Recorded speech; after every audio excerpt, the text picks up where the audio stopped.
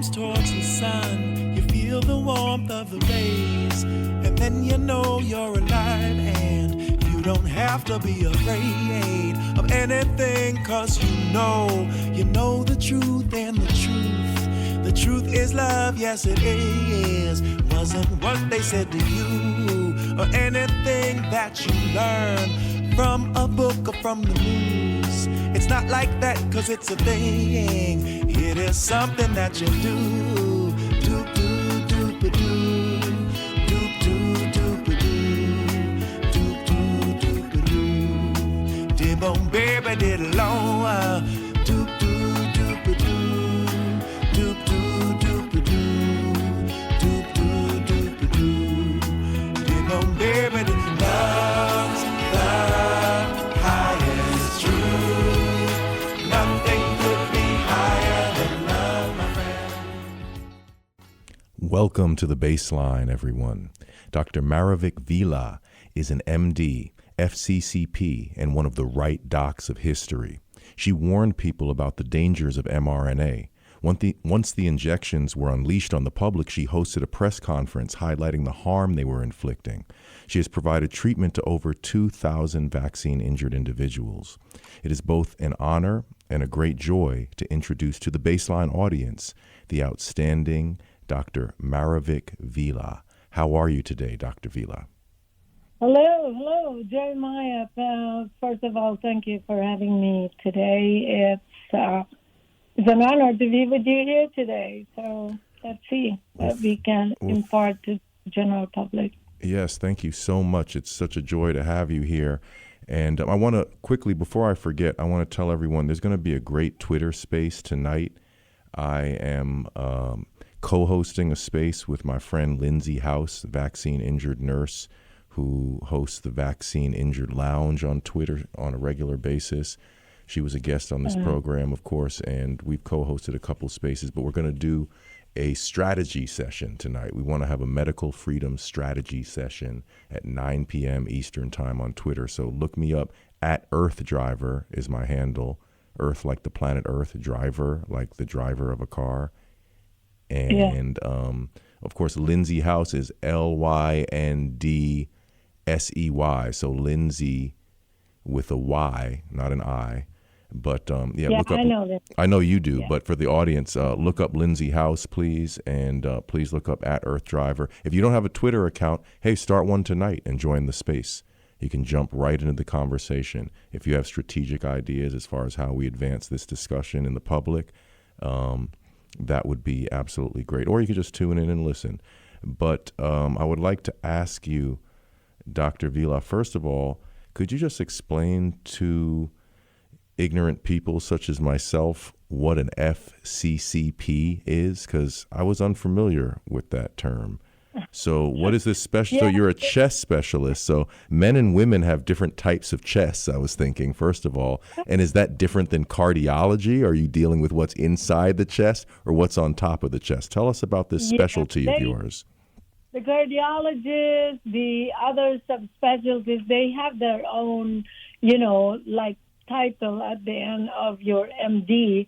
So this one stands for Fellow of the American College of Chest Physician. So you get certified as that when you finish your fellowship and you've done certain things, and they award you or they give you that title. So I've had that for a long time, and you have to be a member of the chest, American Chest Association, or the organization. And so I've been a member for a long time. And basically for us, for the doctors, they know exactly what that means. That means I have some credentials after my name. So that's what it is. Excellent. Well, I would love to get right into the discussion of what you've observed in terms of vaccine injury. I know you've treated a large number of vaccine-injured individuals, and I would love for you to share with us some of that experience. What have you observed? What have been some of the more severe cases that you've witnessed, some of the more severe symptoms? Are there any patterns you're noticing? amongst the vaccine injured. Just report back to us from the front lines, if you will, in terms of what you've observed, what you've experienced. Okay. First of all, I just want to make the audience aware that I've been so involved in COVID from the get-go, from the pandemic, and then the long hauler, and then the long vaccine. So basically, I just want to emphasize also that I'm one of those doctors that during the height of the pandemic, I never closed a single day, even during the lockdown. I was treating the acute COVID outside of my building. I used to have 3 tents outside. And so I just want to emphasize that the early treatment of the acute COVID was so vital and was very important, because that's how you don't allow somebody to die. Anyways, I've treated like several thousands of acute COVID from all over the U.S. and even all over the world, because I was treating cases in Asia and even in Europe. And by televisit, of course, and using the medication that was suppressed for a very long time, both ivermectin and hydroxychloroquine. I would like to emphasize that because even up to now with the long vaccine, we use or we utilize those agents. So fast forward, here comes the long COVID. I started treating them, and here comes the rollout of the vaccine. And it was so curious because in the first 6 months after the rollout of the vaccine, specifically after the second dose was required, then I started seeing patients presenting to me like a long COVID, but they did not have the COVID infection. For you to be considered a long COVID, you have to have infection or get infected by the COVID virus. But I have this.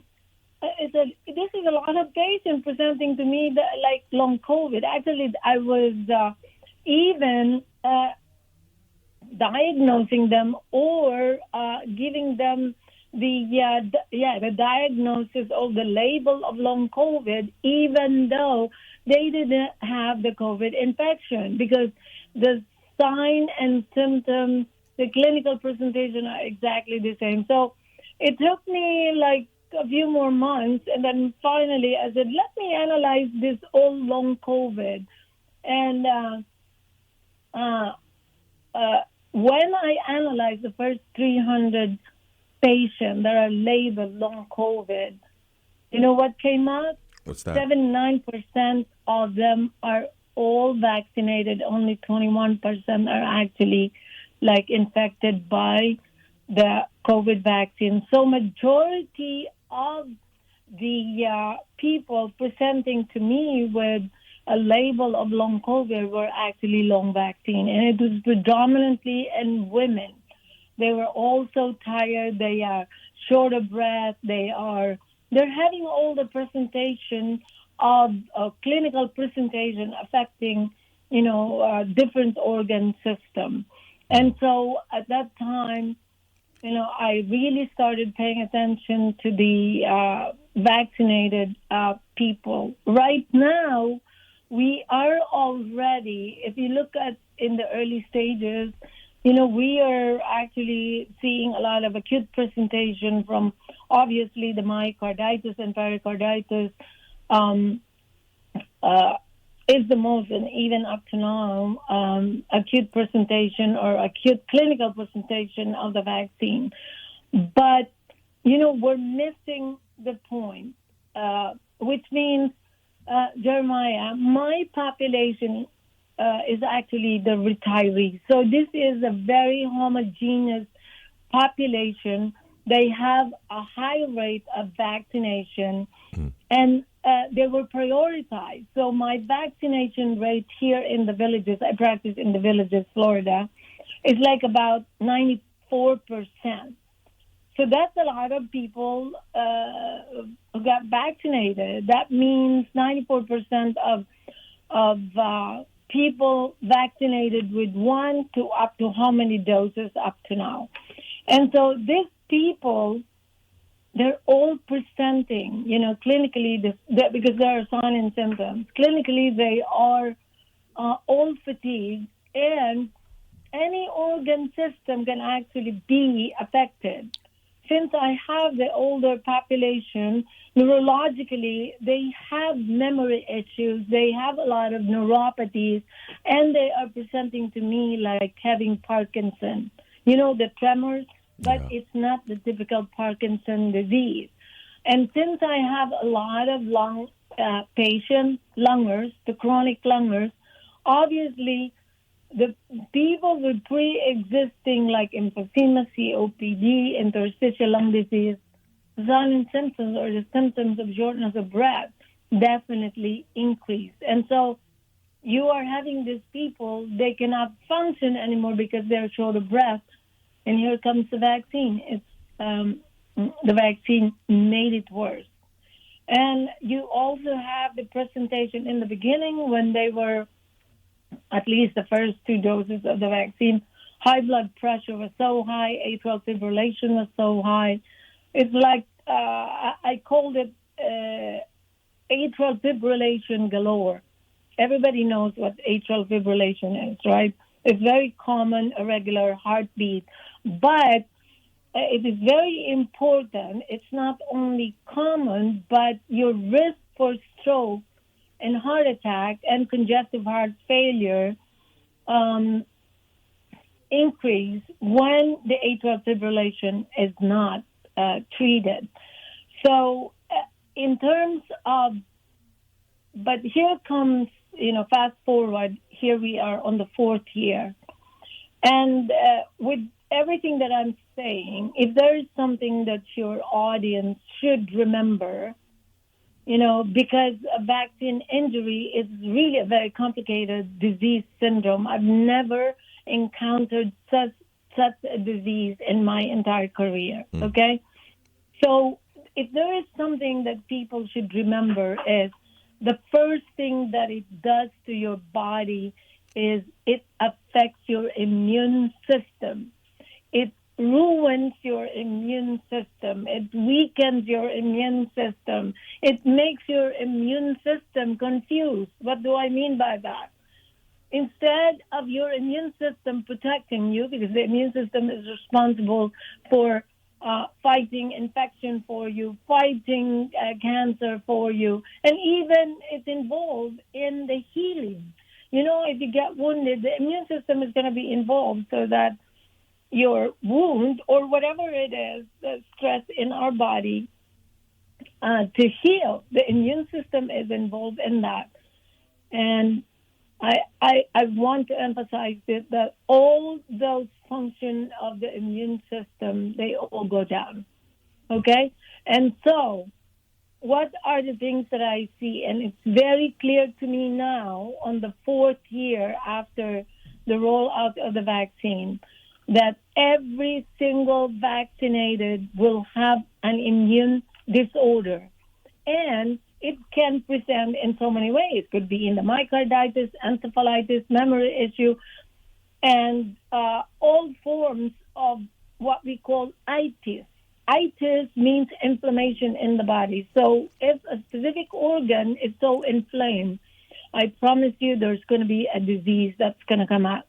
So what are the most important immune disorder that I see? Whether I'm seeing a lung patient, whether I'm seeing a patient with endocrine disorder or somebody who has a heart disease, the underlying immune disorder, there are 2 types. One is an immune deficiency, which has 2 types as well, because our immune system has 2 arms. The one that is responsible for what we call, it's an innate immune response, wherein the immune cells are very important. And then there's another arm of your immune system that is responsible for producing antibodies. We call it immune globulin. So both arms of your immune system are affected. But sometimes one is more affected than the other. And so the decision to treat this immune deficiency are two different things as well. So the other, or I think lately, somebody was posting it on Twitter and even on the other platform that the AIDS development and vaccinated patients is actually very high. And let me clarify that. The AIDS, when you hear that, people will think right away that somebody has HIV or contracted HIV. No, we're talking about the AIDS that is non-HIV, because the picture, or if you look at their blood test, it is very similar to HIV. And we still call that AIDS, but a lot of people, and even if you search it, automatically the HIV is attached to it. So it's very important to emphasize that, because it's possible for you to have HIV and actually get vaccinated, and your AIDS got aggravated because of the vaccine. But there are two. Just remember this, okay? The most important immune cells in our immune system is called the T lymphocytes. They are involved in, either recruiting more immune cells so that it can fight the infection or cancer, or the other type of T cell, which is called CD8. CD4 and CD8. The CD8 is like your soldier that is actually involved in the combat. They are the one responsible for killing the infection and killing the cancer cells. And so in HIV/AIDS, the one that is going down is the CD4. And when the CD4 goes down to below 200, because there are specific counts or levels, or the number of CD4, and then when it goes down to 300 or below 500, that's already the beginning of AIDS. It goes down to below 200, that is a severe AIDS.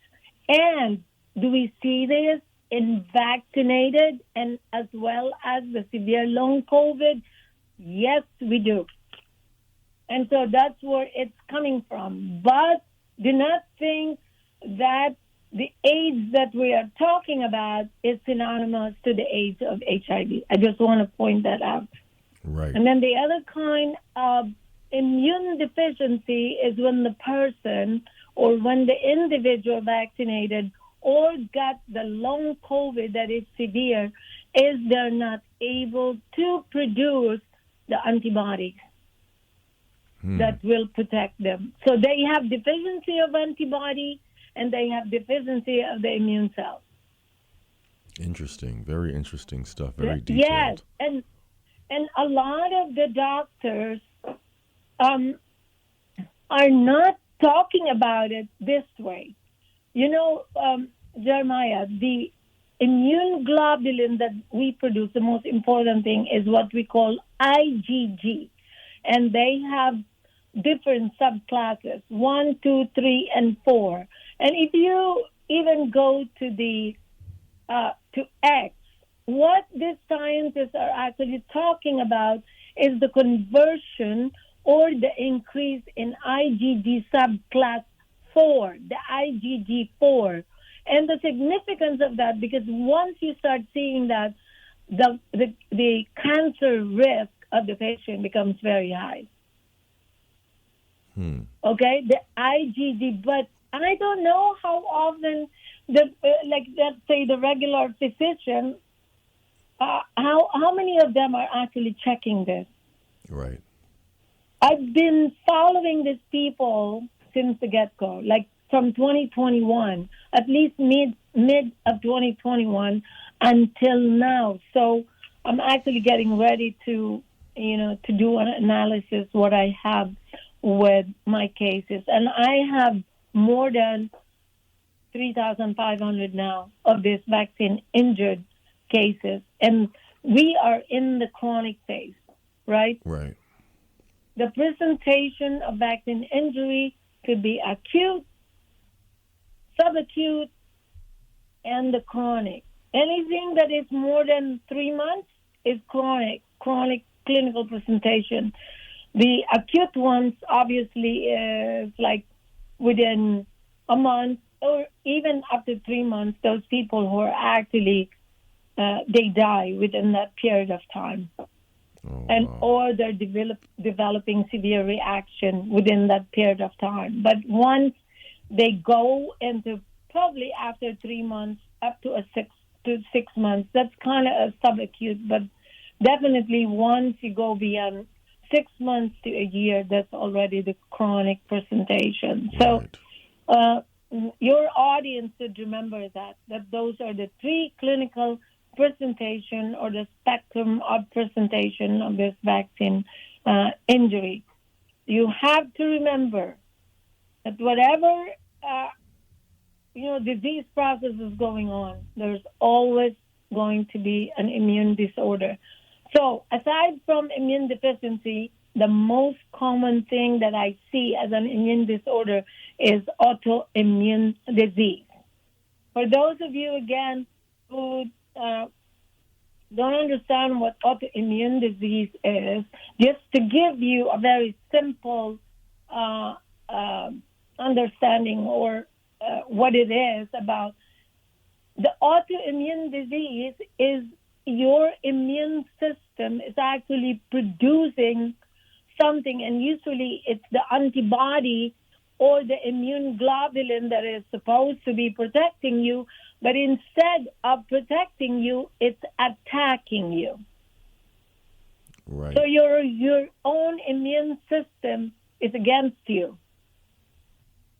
So just imagine if your liver is getting attacked, your lungs are getting attacked, your thyroid is getting attacked, and any part of your body, the heart, because you have myocarditis, pericarditis. So the immune process is always involved. So it's an autoimmune disorder that your immune system is actually attacking you.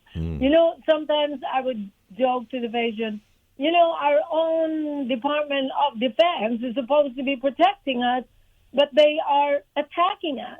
Yeah. That's what your immune system is doing, and that is an autoimmune disease. Yeah, that analogy really rings true as far as the overarching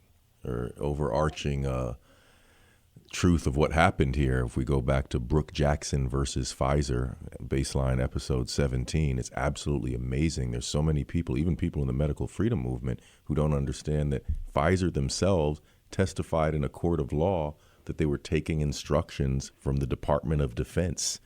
So that's a whole huge can of worms that has not been fully unpacked, the significance of that case. But as far as what you're saying, Dr. Villa, I also flash back to the Pfizer documents that were analyzed so well by Daily Clout. And I'm not sure who else went into that trove, but apparently those documents that they wanted to hide for 75 years that were released through court order indicated pages and pages of different types of autoimmune disorders. The layperson probably didn't even know there were so many autoimmune disorders, and they were all listed as potential side effects of these supposedly safe and effective products. But I would like to ask you, in regard to what you just said as well, when you see these autoimmune cases, when you see these chronic cases, and pardon my ignorance, again, I'm a layperson here trying to understand these things. When you see these chronic cases, is it that the person's immune system is weakened and therefore more susceptible to continual COVID infection? Or are people producing these symptoms internally without necessarily the need for an external agent making them sick, if that makes sense? Jeremiah, that is a very, very good point, because actually, after I've said that there is an immune deficiency and autoimmune, once you become immune deficient, you become susceptible to infection. And in this case, It's not just to the COVID. I will tell you, all the almost 100% of the cases of infection that I see nowadays, they are all vaccinated, and they are coming back over and over and over again, and they're also being infected by unusual bugs or unusual bacteria. You see, these people, you're not going to die from the repeat COVID infection, but two things can happen, okay? Number one, you easily get infected by secondary infection. The secondary infection sets in. So what does it mean? Even the bugs, we have bugs in our mouth, in our stomach, and even up to your throat. Usually when your immune system is healthy, those bugs, they're just colonizing, or they just live happily with the good bugs in our system. But what's happening now, because the immune system is so low, they are becoming more aggressive, and they are able to infect you as opposed to just being there, and they can multiply much faster. Like, let's say, for example, probably if you are not familiar, there is what we call MRSA, which is a methicillin-resistant Staphylococcus aureus. In the past, we only see that in the hospital or an institution wherein you have the old people, like in nursing home and similar institutions. Right. And they have those bugs, but now we see it a lot in the outpatient.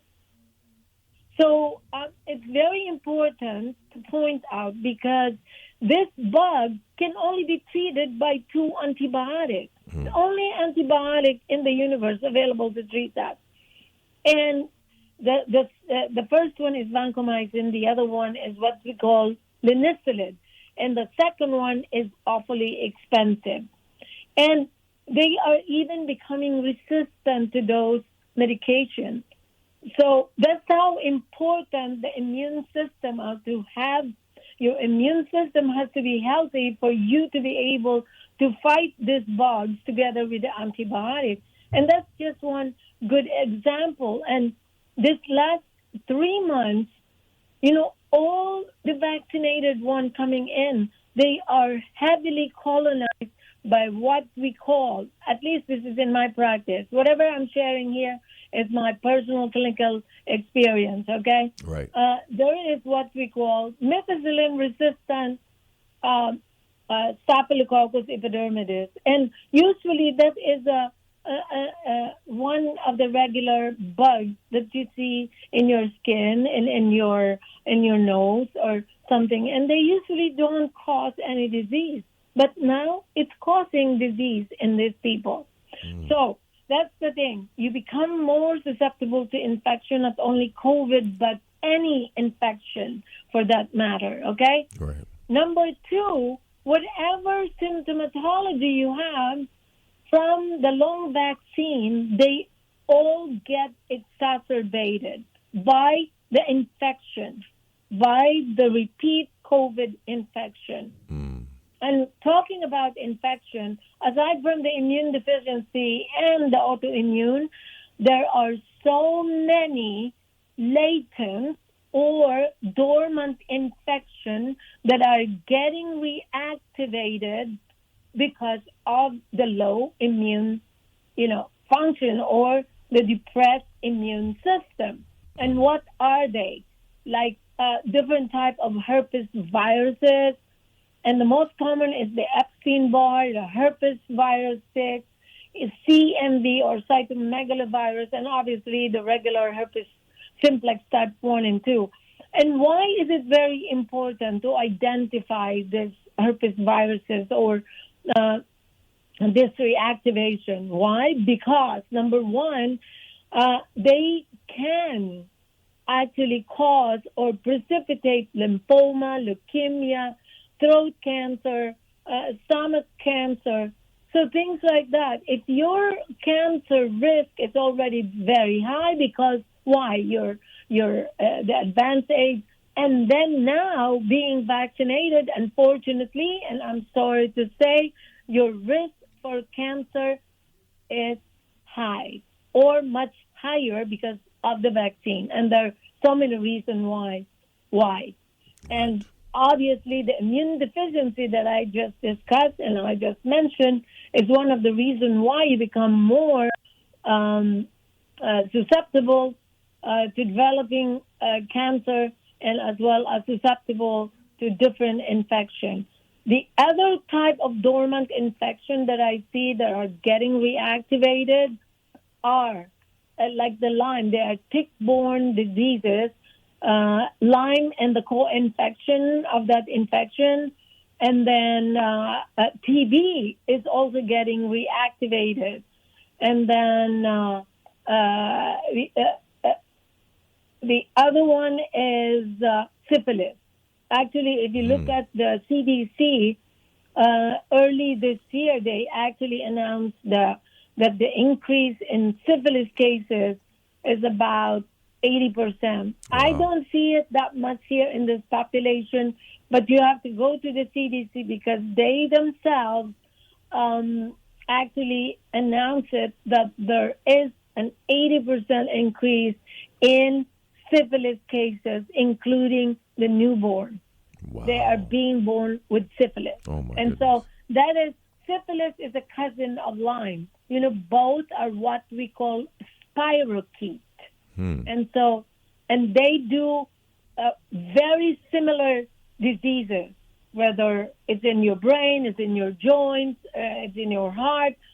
They are very similar. I know this is kind of a scary thing that I'm talking about, but everybody needs to be aware, because a lot of times when the doctor is actually not aware of this or not up to date to this kind of diseases, you will end up not having any diagnosis because they're not testing you the right way, right? Interesting. Very interesting. Yeah. Well, thank you, Doctor. I would love to ask you now, first of all, I'd like to say to everyone, I hope that we have time to take a call or two at the end of the program.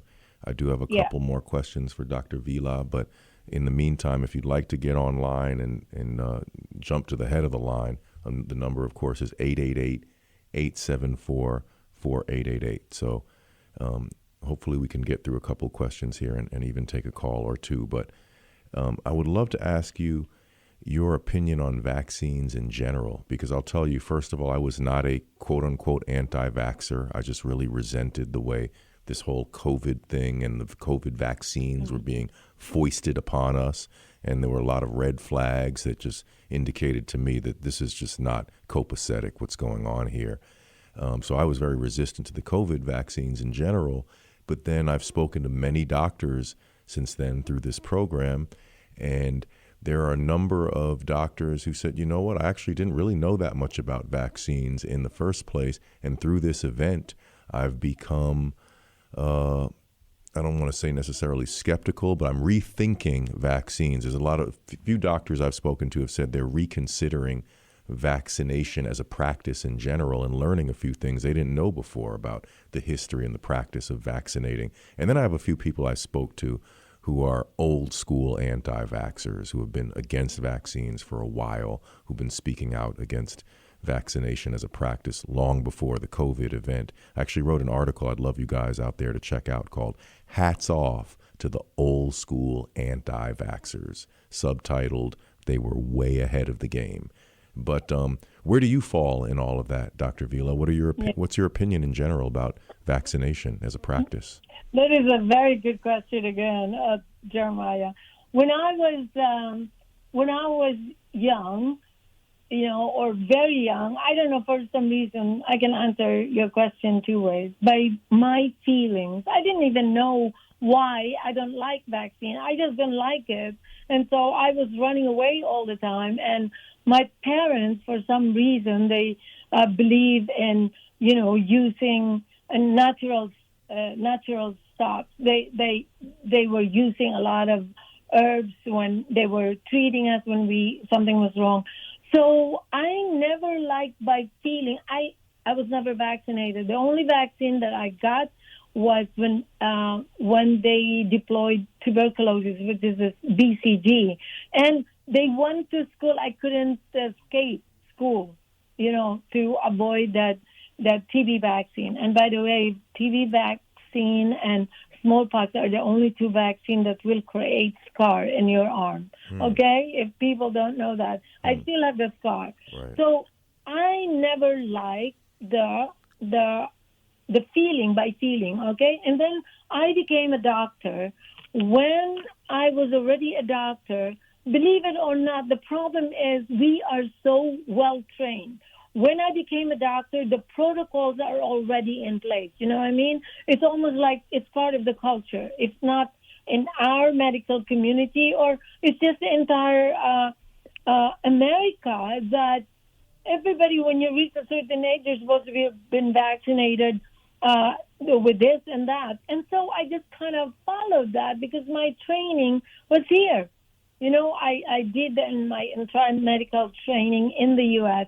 And so I just kind of followed. And the one thing with the old vaccine or with the people from the past is it's really a real vaccine because whatever is being injected to you is part of that bacteria, of the virus.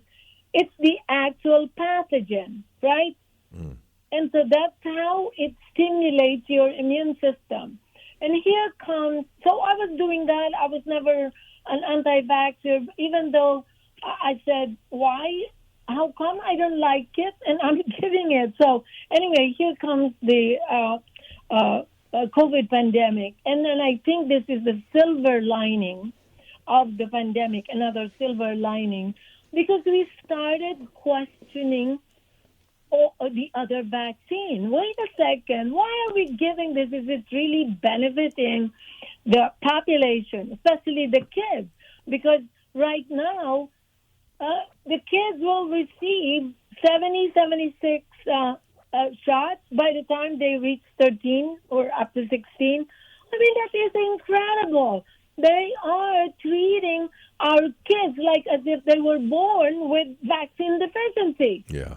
And so I was questioning that. And then if you look at it, we're not the healthiest nation in the world, and yet we have the highest expenditures on healthcare. And why? Because we have so many chronic diseases.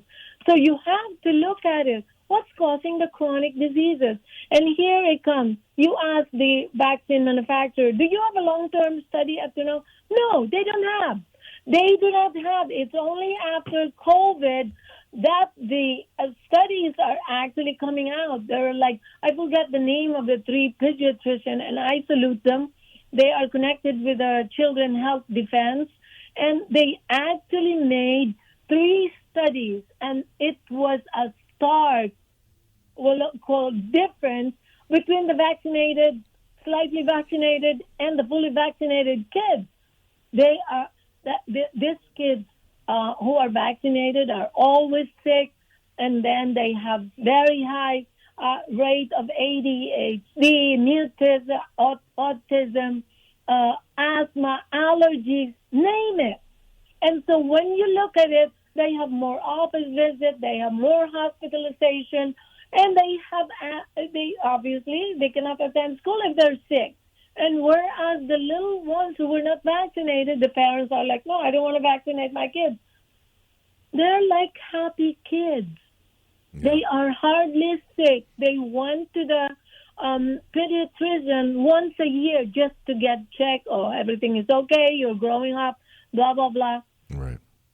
And this same thing is happening with the adults, especially the old people. But the thing is, they got us so much to the point that it's almost like a reflex that when you get to a certain age, oh, okay, it's time for me to have a pneumonia shot because I'm 65. It's time for me to have a flu shot every single year or twice a year because I'm this age.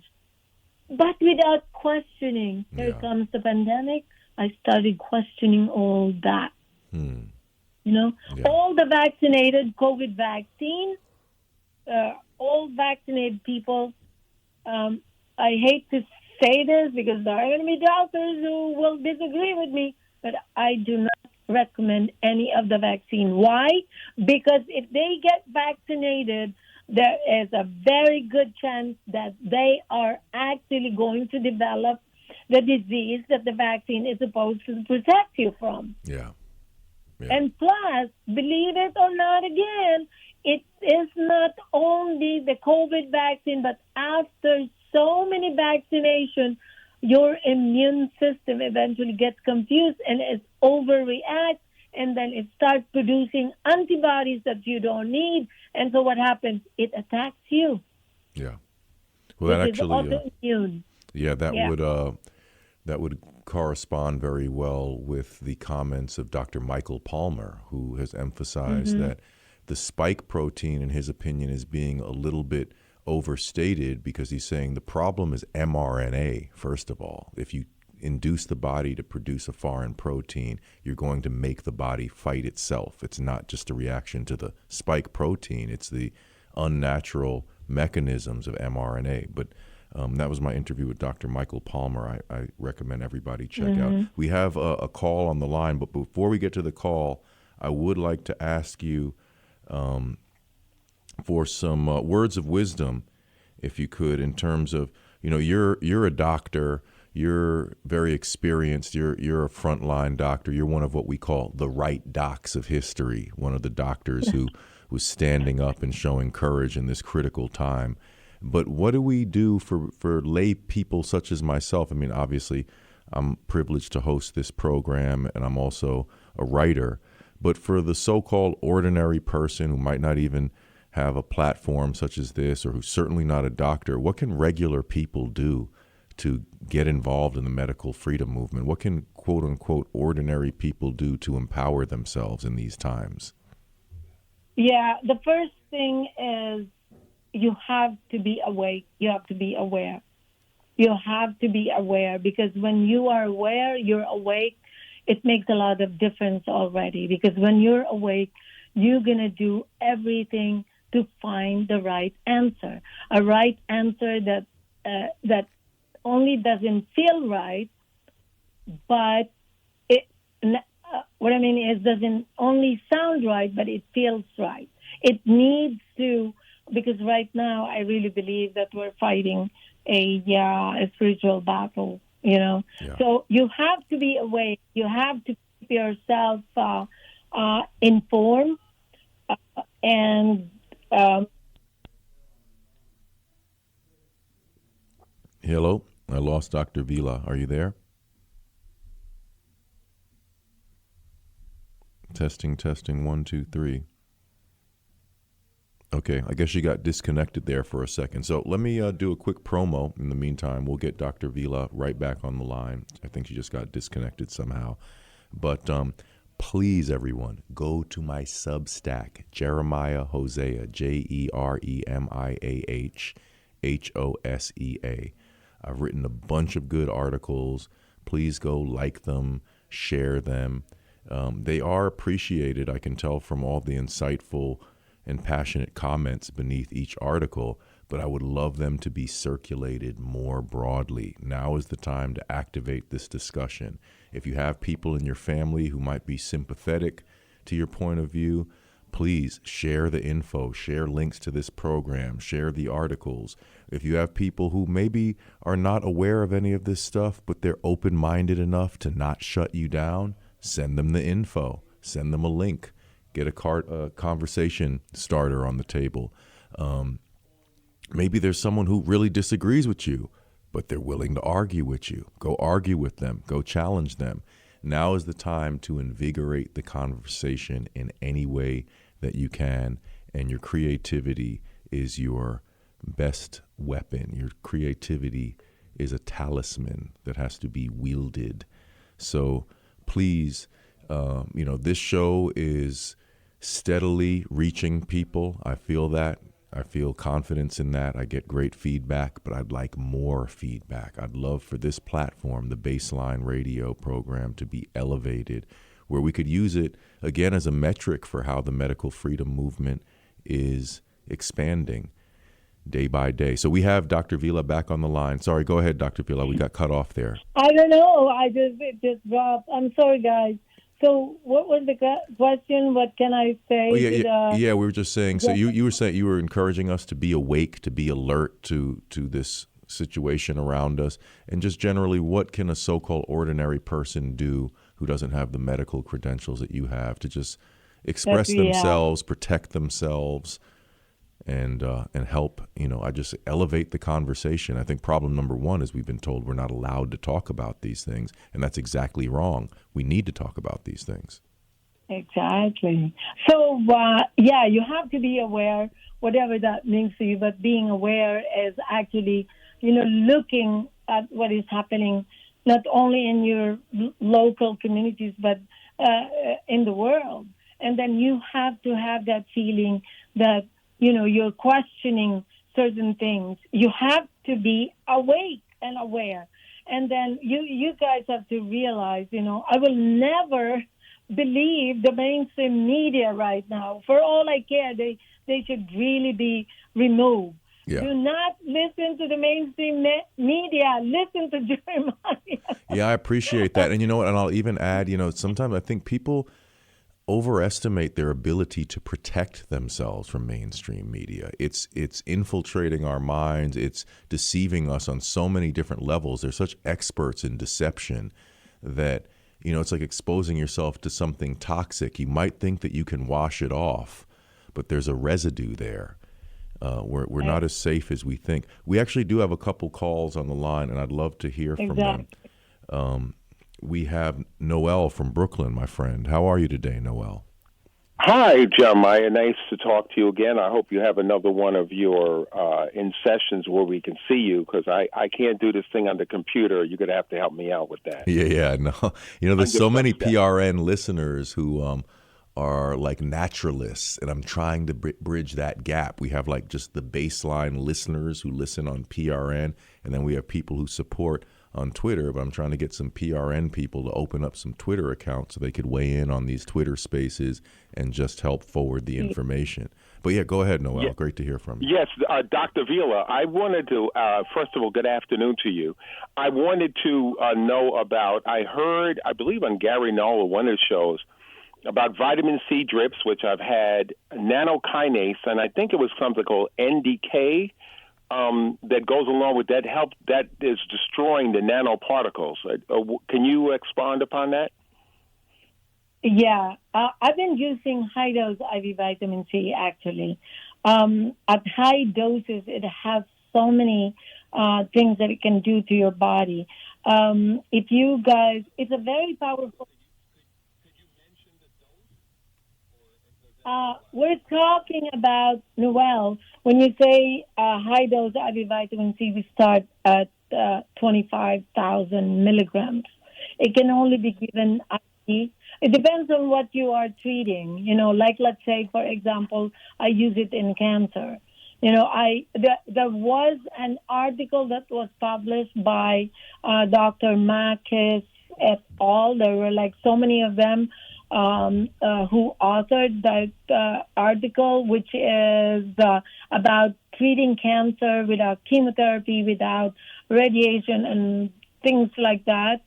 It departed from the regular protocol of surgery and the chemo and radiation. So basically, one of the main ingredients there is the IV vitamin C, and we're talking about between 75 to 100,000 milligrams IV 2 to 3 times a week. The doctors who are not familiar with this, you need to have some, guidance when you want to use that. But, Noel, you cannot take it by mouth because the IV vitamin C, about nanokinase and the other thing that goes, because I understand it destroys the nanoparticles. The nanokinase I don't put that there. The nattokinase is oral. What I put in the IV vitamin C is glutathione. Glutathione. Yes, I'm familiar with that. Yeah, the high dose. And there was one other thing that they said NDK or something. There's a 3-letter acronym that they also added to. NAD. NAD. Okay, thank you very much. Bye-bye. Good information, Noel. Thank you. I believe we have, if they're still on the line, which I hope they are, do we have Beverly in Westchester still on the line? Yes. Oh, how are you, Beverly? Thanks for calling. How are you today? Fine. How are you, Jeremiah? Very Thank good. you so much. I admire your music, and we have a mutual friend, Kevin Nathaniel. Oh, my good friend. Yeah, I love Kevin. I just saw him a couple days ago. Looking forward to actually performing with him soon. Oh, wonderful. Maybe I'll get to see you. I'm calling with regard to a 2008 study on MRSA. I'm a certified holistic health counselor specializing in the use of Young Living essential oils, and they've been my only medicine for over 25 years now after food. And I did have to have an operation, although in January of 2022. So when I went to the hospital, I brought lemongrass. This is about a 2008 study on MRSA, methicillin-resistant Staphylococcus aureus, that found that lemongrass essential oil completely, I'm going to quote, remarkably, lemongrass essential oil completely inhibited all MRSA growth on the plate. And this is a study by Chaos, Chaos, et al. In 2008. So I wanted the doctor to be aware of that because true therapeutic grade essential oils have been able to reverse all kinds of ailments and support the body in all the different systems of the body without harmful side effects. Oh, that's phenomenal. And this is ancient medicine going back to ancient Egypt, where they had alabaster jars in King Tut's tomb that still had remnants of essential oils. Plus there are papyrus that have the the protocols for using essential oils for everything from beauty to healing the body of all kinds of ailments. And there's plenty of research about essential oils working against cancer, but I wanted the doctor to know about there is something other than the two things she mentioned for MRSAs. Yes? Thank you so much for that. Actually, just to give you an idea, I organized a fair. It's called the Detox and Wellbeing Fair, which is going to happen in January 11. And we are discussing the non-pharmaceutical treatment for anything.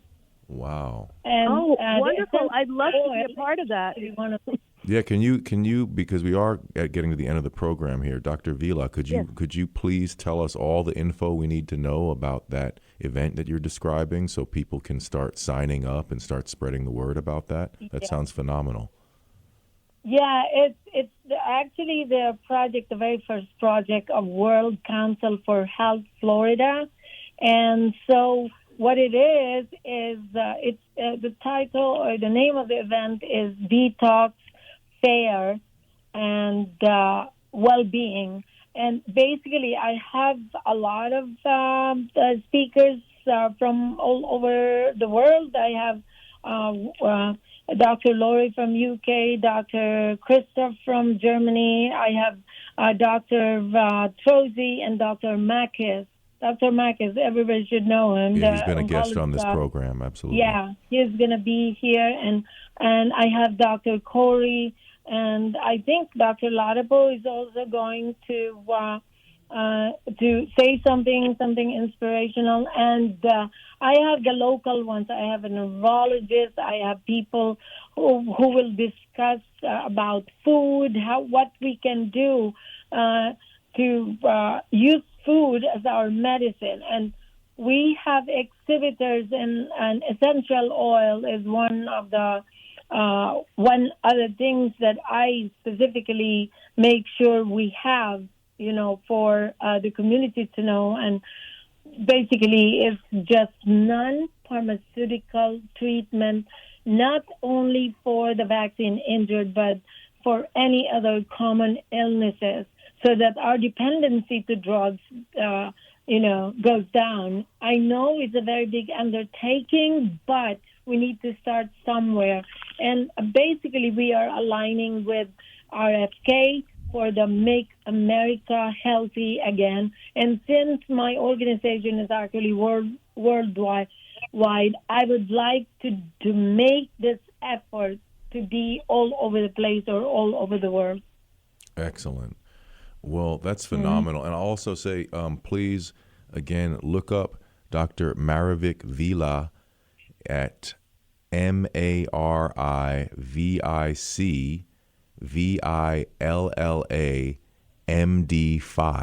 is her Twitter handle. So please look up Dr. Villa on Twitter. There are a lot of right docs of history who have sort of made a name for themselves and have done more interviews than others.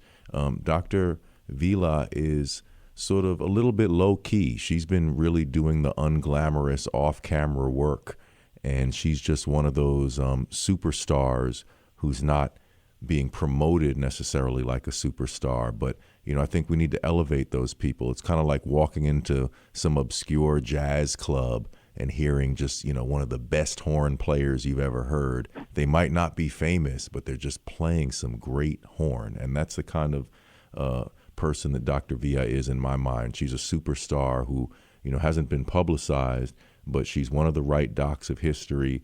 And we need to elevate the folks who are not just out here doing self-promotion, but are actually doing the real work. So please look for Dr. Villa on Twitter. Please look for me, Earth Driver, on Twitter. We're going to have a great Twitter space tonight with Lindsay House. It's a strategy session for the medical freedom movement, trying to figure out ways that we can advance this conversation.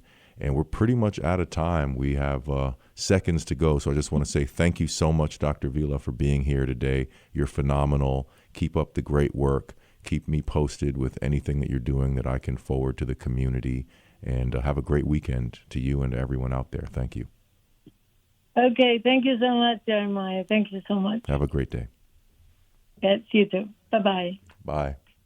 You know the truth and the truth. The truth is love, yes it is.